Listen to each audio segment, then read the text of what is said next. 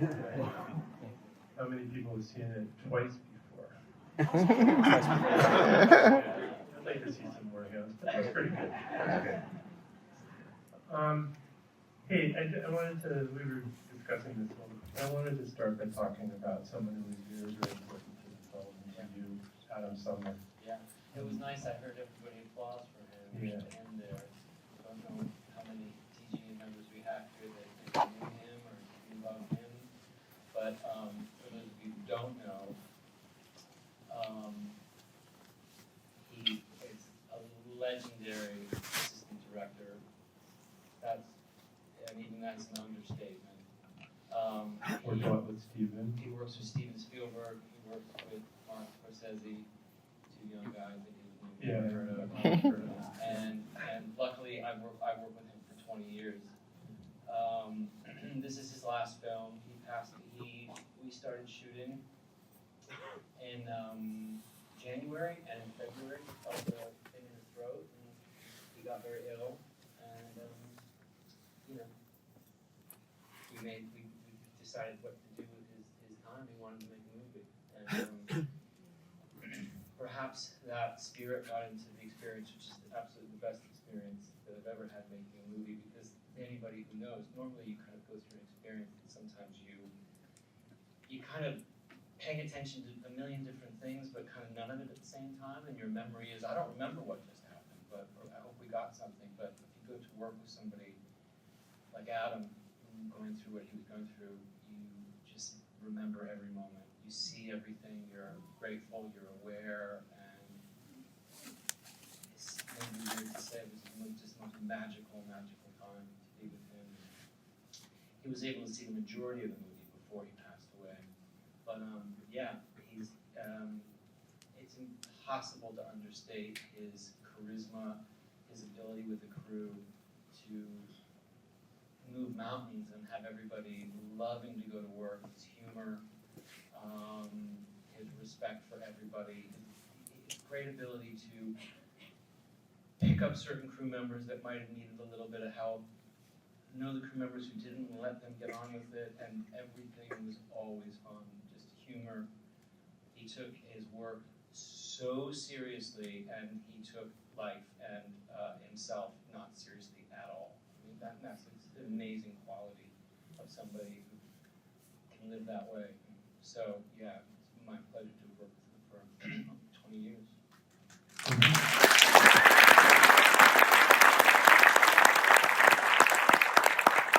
This was a project that you were thinking about for quite a while, and he really encouraged you to.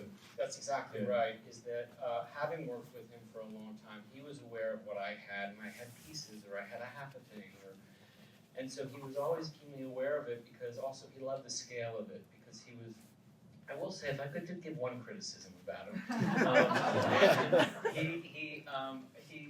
if it was a quiet scene in a room, he would have to be outside just biting a towel like this. He had nothing to do. He wanted to have extras and cars blowing up and things and that kind of stuff. That was when he was really at his best. So I would kind of kick him out, because that's, I know you don't want to be here. It's just too quiet. So he liked the scale of it, and we talked about it for a number of years, and we had Leo in common, because I knew Leo socially, and he'd worked with him on Wolf of Wall Street and The Revenant and Killers. And so Adam was really the person who said, now this is the time for this movie, and you've got it. Let's really start to make it, to finish it, and so it's good producing. He just knew it was time. Yeah, it was. I think I had aged into making it, and Leo had aged into playing the part, and we were ready to, something that had just been stewing for a long time needed to go. It was a great encouragement. That's an interesting thing to let something germinate over a long period of time. Well, it is, because there's also the bad version of that. Yeah. It gets past its shelf life. That's right. And yet you make it anyway. Yeah. Right. That's happened. Right. However many of those, The director's dream project, and then you see it and you're like, oh, Yeah. no. But that obviously is the opposite of what happened here. But it's interesting. Did you let it? What was it that grabbed you in the novel? You know, the novel by Thomas Pynchon, I thought, maybe 15 years ago, I thought, well, this would be great to adapt, but that's, anybody that's read the book, it's sort of big. impossible and Yeah. big, and so, I also love Thomas Pynchon's work so much, which is also not a great thing when you go to adapt a book. You have to kind of be rough with it. It needs to be a movie. It's not, you can't be respectful. So that's one of the reasons that I really just reinvented, changed the names, and just really started to run with it. And the core of it was this relationship with this ex-revolutionary living in the woods and his daughter, and a kind of wild mother, you know, who makes a lot of crazy decisions. So that's a pretty strong premise to steal. You know, we kind of ran with that. That movie concerns itself much more with the kind of transition from 60s revolutionaries to the 80s Reagan, you know, When the book was anti-drug published. message. But we went in a different direction. Yeah.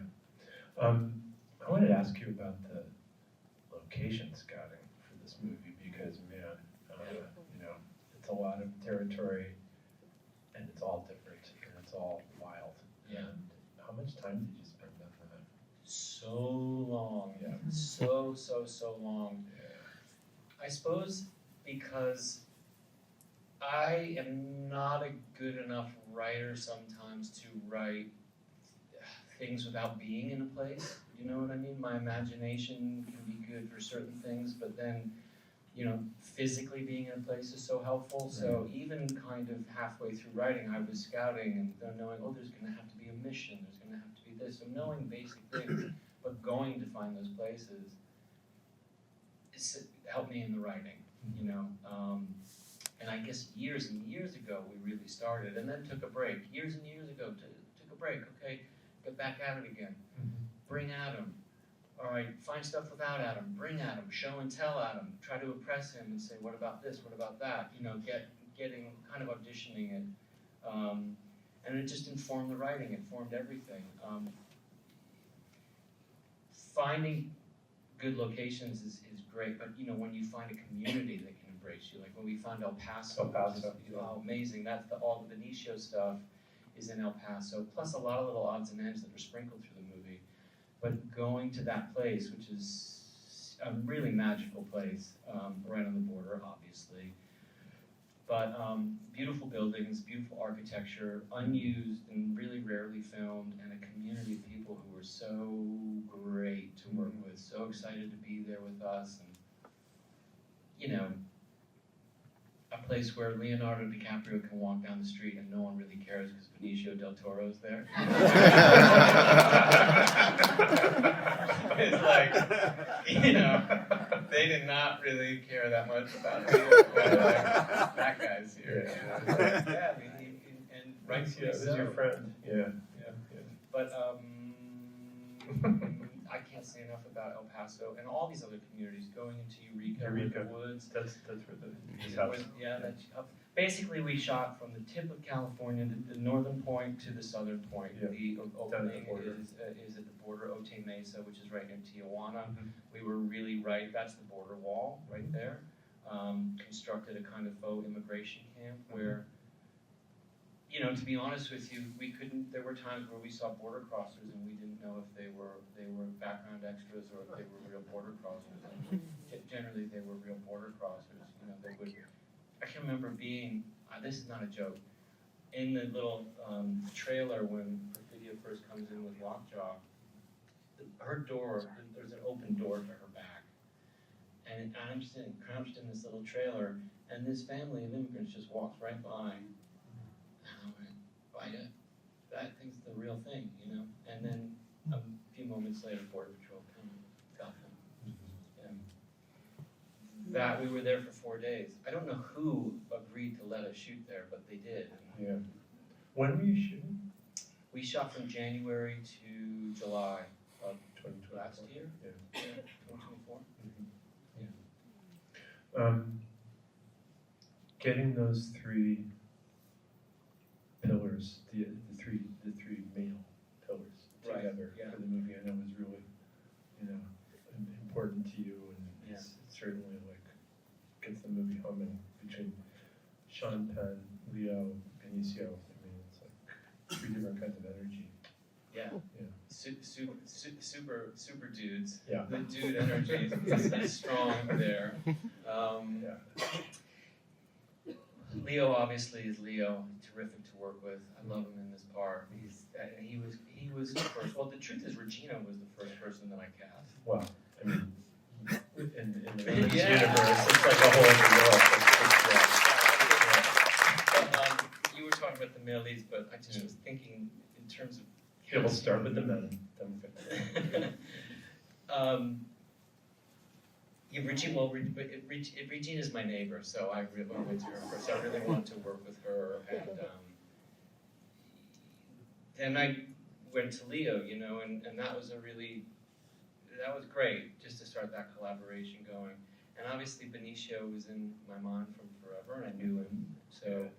And you worked with him. I worked with him in Inherent Vice and kept up a friendship, but the writer's strike was happening, and some actors strike. The actors strike did sound 23. strike, Yeah. and so people were being delayed and schedules were getting messed about. And he was doing Phoenician He scheme. had the Phoenician scheme to do, Mhm. so we made a very, very, very good decision to delay, to pause production for a few months and wait for him, Mhm.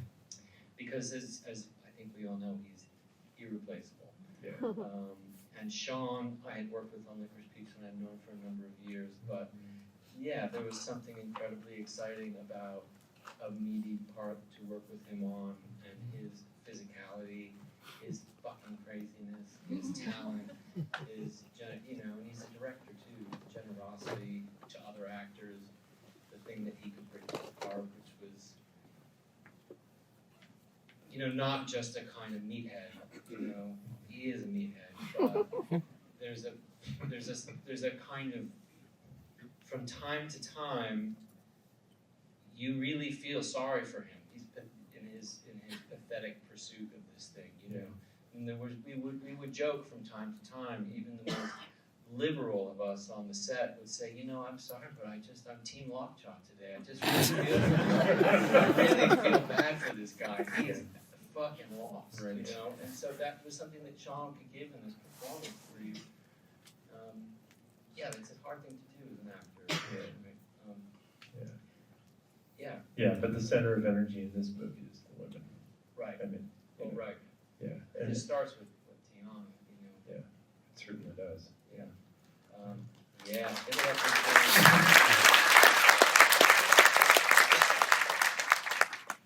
she's the first shot of the movie, and you see her kind of walking, and you're like, I don't know what's happening, but she just moves. She moves. Yeah. It's really magnetic to watch her on screen. I just think she's dynamite. Yeah. Agreed. Yeah.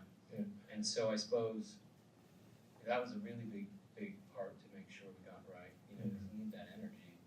Well, and then you have to have a good Willa too. Yeah. So we found Chase after looking for You looked for a long time. a long time. Well, there was an incarnation maybe years and years ago. Yes. Years back, maybe 4 years ago, maybe after Phantom Thread, there was a blip of thinking about making it, and there was no point in making it if you couldn't find a Willa, right? Right. So we looked around and nothing really happened, and I got distracted by Licorice Pizza, so that was like pause. Right. And in the meantime, Cassandra Klukundas, the casting director I worked with for many years, she just kept looking, always on the lookout, And then when it started to become time, Chase just got dropped down from the movie heavens and given to us as a gift. One of those What a gift. Yeah. so exciting. Yeah. Yeah. And putting that Steely Dan song under her first appearance. It's good. Yeah. That was shot in El Paso, that little karate dojo. Mhm. And yeah, maybe when you're making a film, most of the times you're battling forward and you're insecure and maybe you feel good about something, but you don't rest on it and you move on. Every once in a while, if you're lucky, you do get something and you see it in dailies and you're like, that's pretty good. One of them that was like that was early on when we did the scene with Regina and Chase in the bathroom when she comes to get her and their scanners go off. When we did that, it was a couple weeks in, I was like, okay, don't get too excited, but that was really good. I think that felt very good, and not to be egotistical, but it was like, if that's good and we stay focused, we can our story is working. And the other thing in El Paso was when she did her karate stuff. When we did that, I was just watching. I was like, this looks good. It was really nice to see her. It was exciting moment.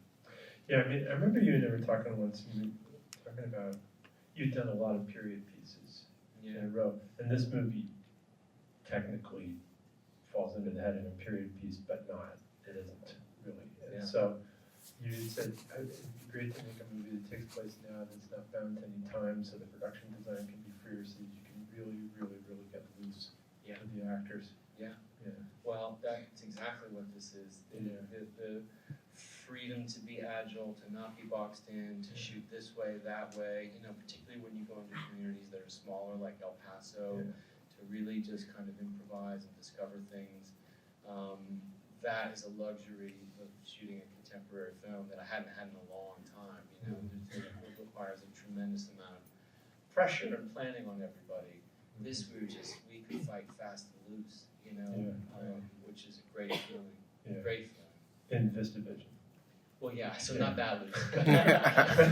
we had to make something hard on ourselves. Yeah, but how did that work? Because it's not bad. It's not bad. I started working with them in 2019. I did this Tom York Anima, like a long form music video, and that was the first time we got addicted because we were like, wait, this is possible.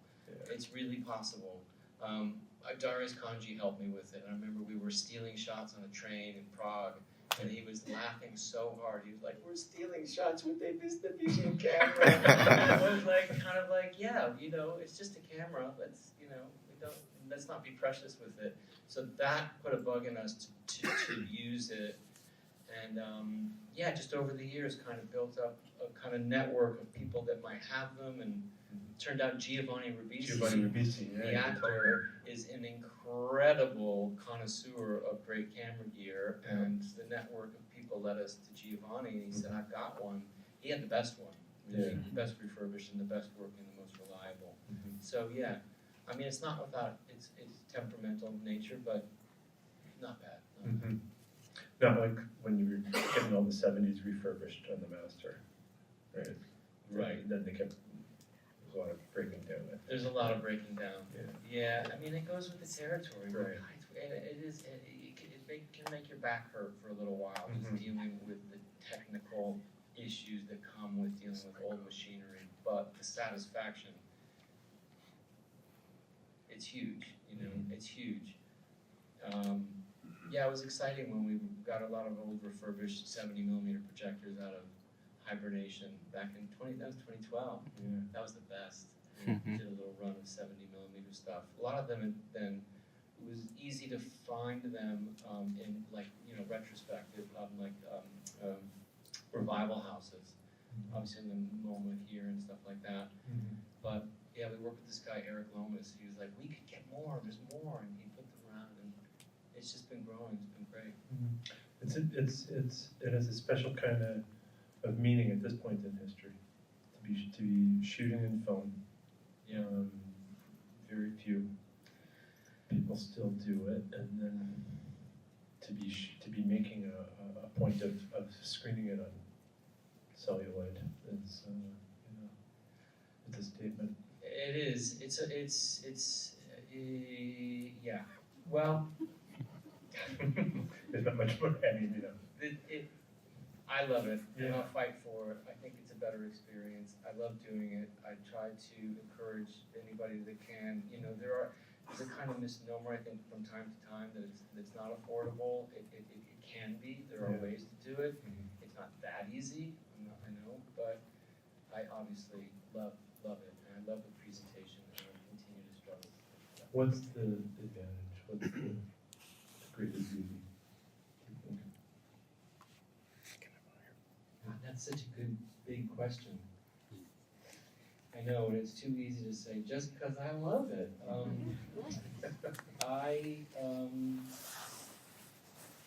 just feel it more emotionally. Perhaps that's just me. the process of shooting with it feels more electric and live wire when you're working with the actors. The one time I touched the digital camera, I couldn't hear it turn on, so there was nothing at stake to me. It's like writing in a Waymo. Exactly. Yeah. It was like running in a Waymo. Yeah. So I still like the danger of it, I suppose, but just the kind of flicker of it, I suppose. Mhm. It just gets in my bones and my eyeballs in a different way. Yeah. But I don't want to be so much that guy too. I know we projected it digitally tonight, and I walked in the back. I was like, that's Yeah, pretty good. that's good. So, you know, and there's a million different ways to do it. You know, Yeah. there's a lot of times lately people shoot digitally. I'm like, I can't tell the difference. Oh, it looks pretty good, but not really. What's your experience been going around with this film and showing this particular film at this moment in history? I would imagine it's got a few extra layers to it. Yeah, it does. Just wondering about audience reactions. You know, the audience reactions have been so warm Yeah. and so positive. A kind of reflection back, I think, of what we felt making it and what we felt when we saw it. That sometimes you can feel that, but maybe it comes back in a different way. It just feels like it's an equal return of what we're giving out, and so it feels like a conversation. The week leading up to it, we all were together and going around the world promoting the movie. One of the most magical weeks, just the first sort of experience of sitting with big audiences watching it. Backing up from that, while we were editing, I was really anxious to show it to audiences.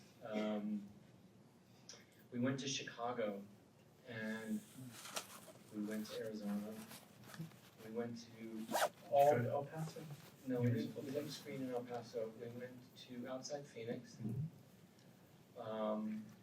where you got a wide variety of people that might vote this way, might vote that way, whatever their views were, and they all laughed. They all loved the movie. Went to Chicago, the same thing. Went to Las Vegas because it was extremely diverse. Everybody, whatever their thing was, they were with it.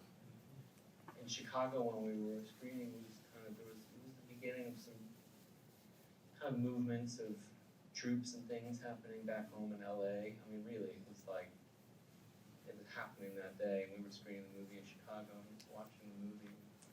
It all looked quite familiar. Which is a very peculiar feeling, because everybody in Chicago was been that they were next. But they were laughing and they were with it. And amidst this story that I know could be told in a different way. They probably could be significantly darker if we'd gone that way. I think that we just kind of had to put I think we're all very hopeful making it and putting an optimism into it that we just felt. Well, it's interesting. The guy I forget the name of the gentleman you cast as the guy, the agent who questioned the ICE agent. Jim Ratterman. Because he's an what ex-ICE he does. officer. Yeah. Right.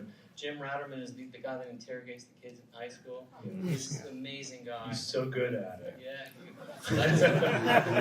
That's He what looks he does. practiced. Yeah. And he's a terrific guy and a friend now. He worked for 30 years at Homeland Security and ICE, and you're going after real bad guys. I mean, that's what he did for a living. Really bad, dedicating his life to finding, people that did bad shit. And he's retired now. Met him through Matthew Heineman, the great filmmaker Matthew Heineman. In documentaries. And he, I said, you could have a career doing this. You are like an incredible actor, and he really is. I mean, that's, it's one thing to do in your life. It's another thing when the camera's running. We just brought all those kids in. They didn't know what was happening. I just said, your friend's Willow, you don't have a phone. And he just interrogated them for full mag. They were really scared. Yeah.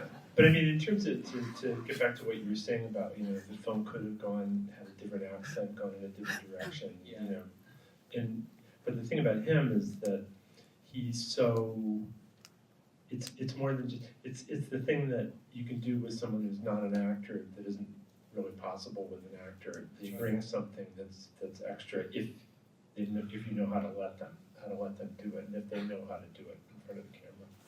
But you feel it, and you feel his humanity. Yeah,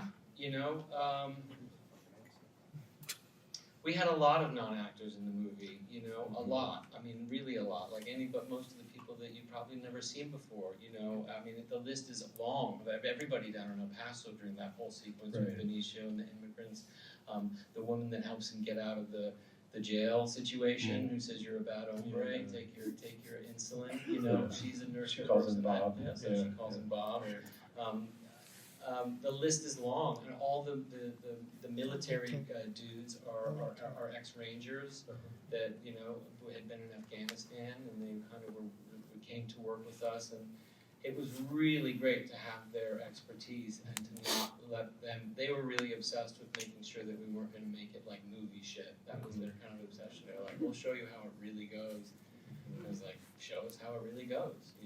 How would you take this door down if you were coming after a guy who's like, well, I'm not rushing in there because I know this guy makes bombs, and that we really love to work with them and listen to them and take their expertise and value it. That it might not be, what's funny is that sometimes it might not be cinematic in the way that you know it, like that, that might be in a kind of action movie.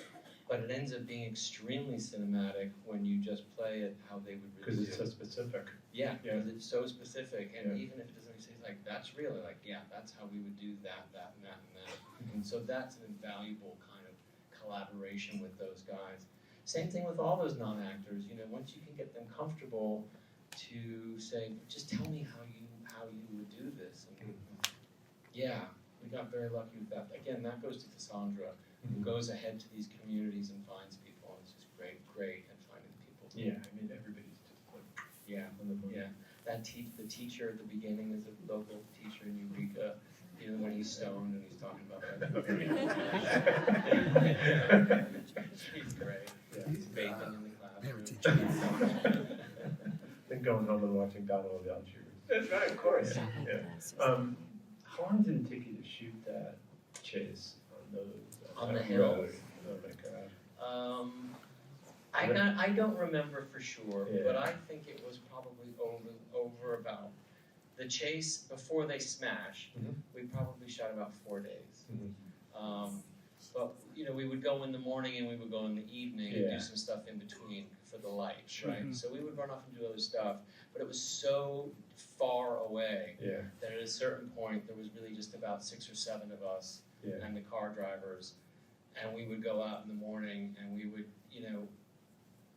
again, you could have the best assistant director in the world, and we did in Adam, but trying to get the timing right of one car rising as you're going over this to see the other car, at a certain point you get very close, but then you're just kind of closing your eyes and crossing your fingers.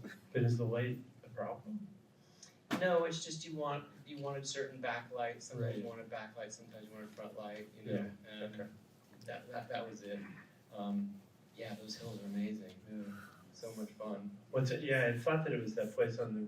It's outside El Paso, right? No. It's actually on the border of Arizona and California, right near the Colorado River. Okay.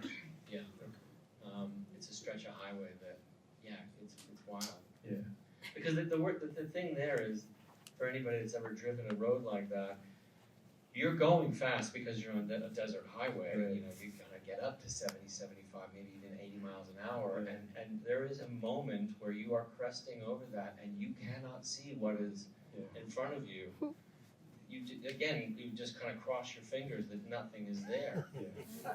And when we were scouting, we discovered that location. I can't even remember at this point what the original chase scene must have looked like on the paper. It was probably very boring, But in discovering the hills, you put your phone You on the designed it for dashboard. like a flat I road. think so, Yeah. probably. Yeah. And then discovering that, you're like, this is a lot more fun. Yeah. So you're about to get busy. This is one stop along the way, but this is an easy one. But Yeah, I mean, I hope you get real busy and that, because this is one for the ages. Oh, thanks. Thanks, man.